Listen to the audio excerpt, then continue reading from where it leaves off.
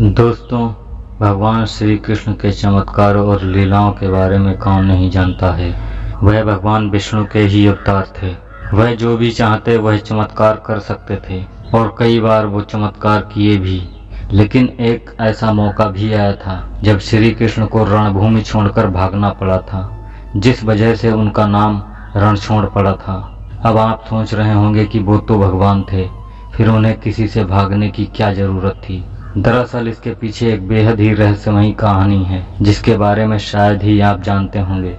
यह कहानी कुछ इस प्रकार है कि एक बार मगधराज जरासंध ने भगवान श्री कृष्ण को युद्ध के लिए ललकारा था। लेकिन वह सिर्फ अकेले नहीं, बल्कि उसने श्री कृष्ण के खिलाफ युद्ध के लिए यवन देश के राजा कालयवन को भी अपने साथ मिला लिया था। दरअसल कालयवन को भगवान शंकर से ये वरदान मिला था कि ना तो कोई चंद्रवंशी और ना ही कोई सूर्यवंशी उसको युद्ध में हरा सकता है। उसे ना तो कोई हथियार मार सकता है और ना ही कोई अपने बल से हरा सकता है।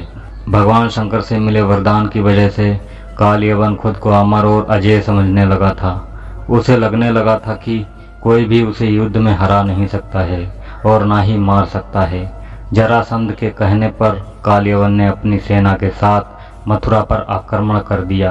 अब चूंकि श्री कृष्ण जानते थे कि कालयवन को अपने बल से मार नहीं सकते हैं और ना ही उनका सुदर्शन चक्र उसका कुछ बिगाड़ सकता है, इसलिए वो रणभूमि छोड़कर वहां से भाग गए और एक अंधेरी गुफा में जा पहुंचे। श्री कृष्ण जिस गुफा में जाकर छुपे थे उसमें पहले से ही इक्ष्वाकु नरेश, मानधाता के पुत्र और दक्षिण कौशल के राजा मुचकुंद गहरी नींद में सोए हुए थे। दरअसल उन्होंने असुरों से युद्ध कर देवताओं को जीत दिलाई थी। लगातार कई दिनों तक युद्ध करने की वजह से वह थक गए थे, इसलिए भगवान इंद्र ने उनसे सोने का आग्रह किया और उन्हें एक वरदान भी दिया था, जिसकी वजह से जो कोई भी उन्हें नींद से जगाएगा वह जलकर भस्म हो जाएगा। राजा मुचकुंद को मिले वरदान की बात भगवान श्री कृष्ण को पता थी, इसलिए वो कालयवन को अपने पीछे पीछे उस गुफा तक ले आए थे जहां राजा मुचकुंद सोए हुए थे। श्री कृष्ण ने कालयवन को भ्रमित करने के लिए अपना पीताम्बर राजा मुचकुंद के ऊपर डाल दिया। राजा मुचकुंद को देखकर कालयवन को लगा कि वह श्री कृष्ण ही हैं और उससे डरकर अंधेरी गुफा में छुपकर सो गए हैं, इसलिए उसने श्री कृष्ण समझकर राजा मुचकुंद को ही नींद से उठा दिया। अब राजा मुचकुंद जैसे ही नींद से उठे, कालयवन वहीं जलकर भस्म हो गया।